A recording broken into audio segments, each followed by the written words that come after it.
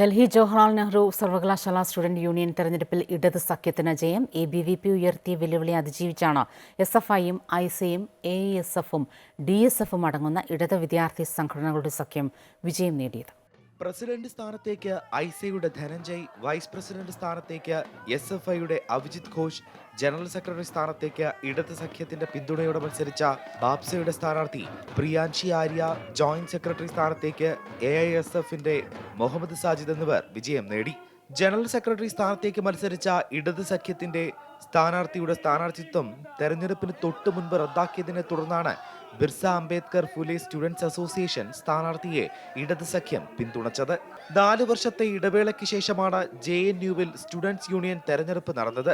രാജ്യം ലോക്സഭാ തെരഞ്ഞെടുപ്പിലേക്ക് നീങ്ങുമ്പോൾ JNUവിൽ ഇടത് സഖ്യം നേടിയ വിജയം ഇടത് രാഷ്ട്രീയ കേന്ദ്രങ്ങൾക്ക് കരുത്തു പകരുന്നതാണ്. പ്രതിപക്ഷ സഖ്യം ഇന്ത്യയുടെ ഭാഗമായിട്ടാണ് ഇടതു പാർട്ടികൾ നിലകൊള്ളുന്നത്. ABVP വിജയം ലക്ഷ്യമിട്ടാണ് രംഗത്തിറങ്ങിയതെങ്കിലും JNUവിലെ ഇടതുകോട്ടയെ തകർക്കാൻ അവർക്കായില്ല. അമൃത ന്യൂസ്, ന്യൂഡൽഹി.